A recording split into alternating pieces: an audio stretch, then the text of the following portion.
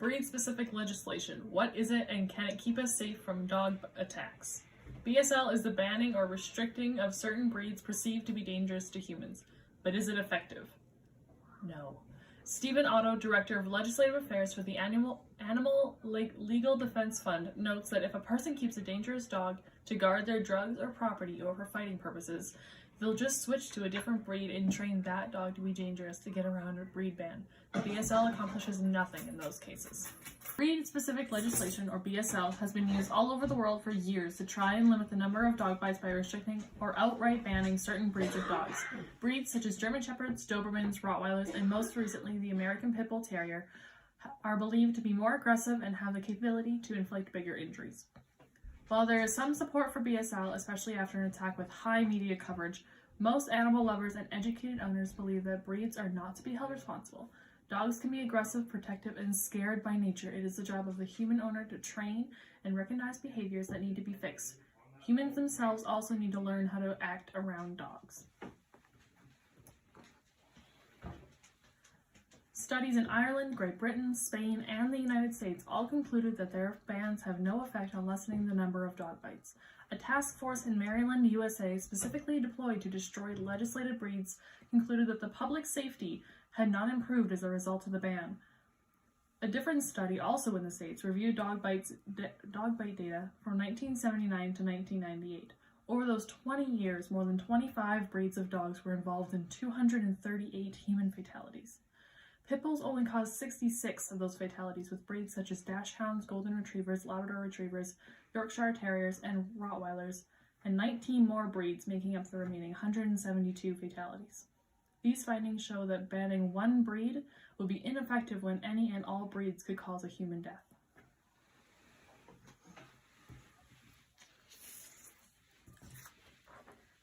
The reason these dogs are perceived as dangerous and aggressive is because they are most popularly used in dogfighting rings.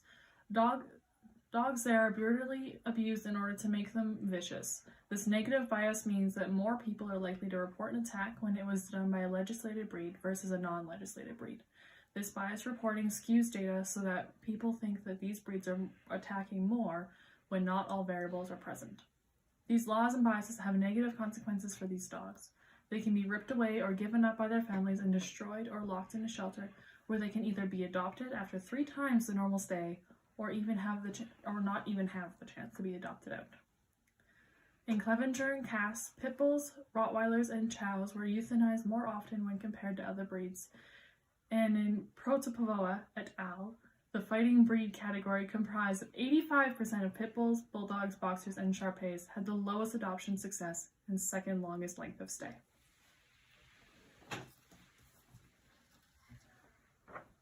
The National Canine Research Council recognized the frequent aspects of attacks: failure to spay or neuter the animal, abused, neglected animals, and not keeping dogs as pets. So what can be done to reduce dog attacks instead of BSL?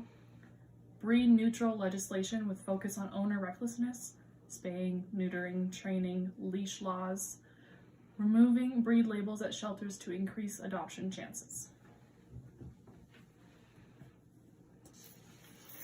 Based on the information above, BSL is ineffective on the basis that legislated breeds are no more likely to be attacked and can inflict the same amount of damage as non-legislated breeds. All BSL does is harm the dogs being discriminated against. Banned dogs are more likely to be used in dogfighting rings, ripped away from their families and destroyed or given up by their families to spend 3 times the amount of time in a shelter. Owners need to understand that training their dogs and educating the people around them on proper dog handling processes is the only way to lessen the number of dog bites. People that work with dogs have the possibility of getting bitten a lot. They are no more likely to be bitten by a large breed than they are a small breed. Out of the 238 fatalities between 1979 and 1998, a human fatality was the fault of a Yorkie. Blaming the breed is ineffective and cannot fix the problem of attacks. These dogs do not deserve the negative bias against them. It is human-made and only humans can fix their problems. Innocent dogs will continue to be destroyed until laws are repealed or changed to be neutrally inclusive of all breeds. I recommend, instead of ineffective breed-specific legislation, that laws be passed that focus on putting the owners at fault. The best way to prevent dog bites, and thus the need for BSL, is to enforce leash laws. license registration, spaying, neutering, penalties for dogfighting, and proper training.